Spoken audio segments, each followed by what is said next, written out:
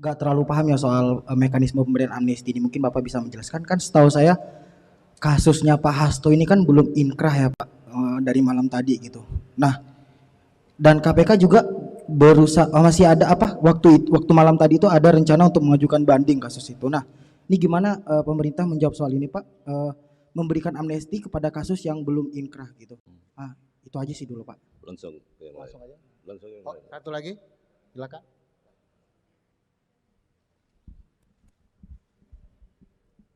Perkenalkan, saya Dian dari Koran Tempo. Pak Supratman, banyak pakar hukum yang menyoroti pemberian amnesti dan abolisi ini karena ini disebutkan sebagai akan menjadi presiden buruk, dikhawatirkan presiden buruk bagi penanganan korupsi karena penyelesaian kasus ini berdasarkan kepentingan politik. Menurut Bapak sendiri, apakah ini menjadi strategi salah satu upaya pemerintah untuk tadi satunya rekonsiliasi, terutama saat dengan kubu 1 dan 3 saat Pilpres, dan bagaimana tanggapan Bapak soal apakah ini adalah upaya pemerintahan Prabowo untuk merangkul PDIP? Terima kasih. Saya tidak akan masuk ke substansi yang sifatnya politis ya, karena saya bicara dari sisi hukumnya, bahwa yang namanya gerasi, kemudian amnesti, abolisi, dan rehabilitasi itu adalah hak prerogatif atau hak istimewa dari seorang presiden, siapapun presidennya. Dan contoh pemberian amnesti itu hampir semua presiden pernah melakukan, ya.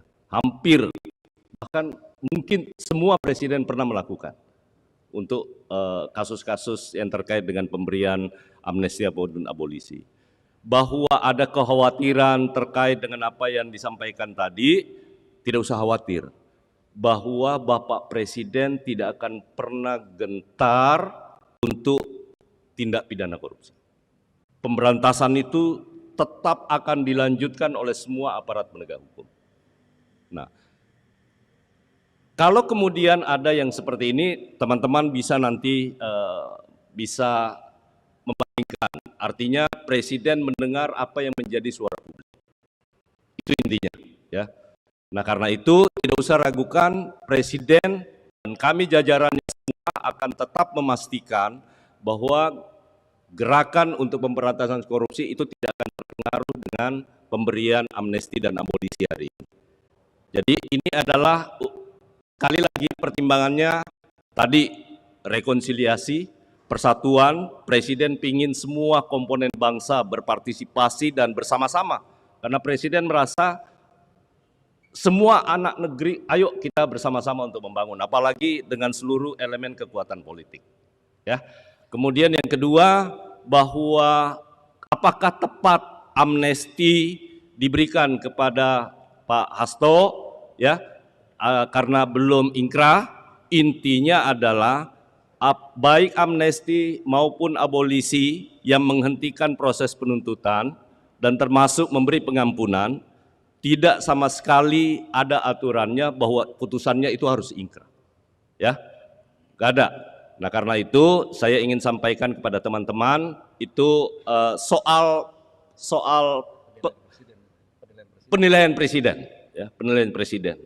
Cuman bedanya adalah kalau abolisi sebenarnya kedua-duanya itu mirip.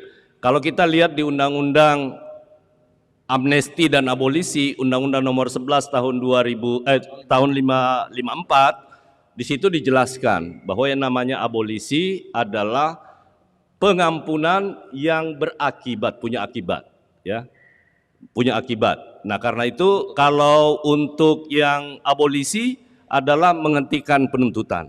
Jadi akibatnya itu kurang lebih sama, ya. Jadi saya berharap diskusi kita, diskursus kita tidak lagi mempersoalkan soal kenapa, karena itu juga sesungguhnya adalah merupakan hak prerogatif presiden. Oke ya, cukup. Baik, ya. Makasih. Satu lagi. Silakan.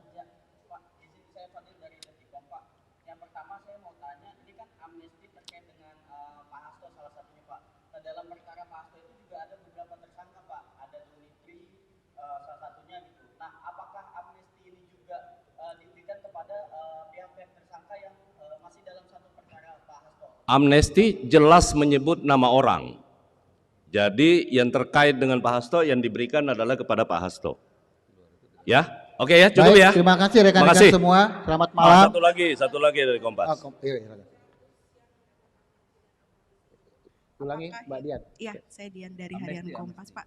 Untuk 1.700 yang mendapatkan 1.178 itu yang terkait kasus korupsi berarti hanya 2 itu ya Pak, Hasto dan Tom Lembong ya Pak? Ya.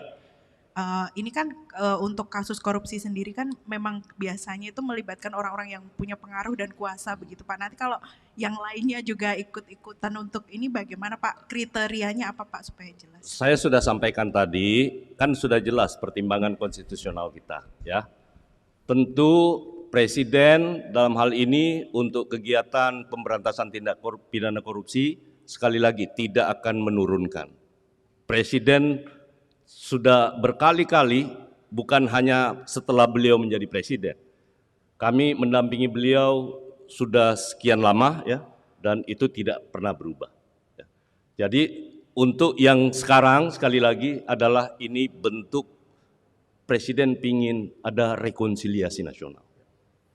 Rekonsiliasi nasional. Ya. Terima kasih. Baik.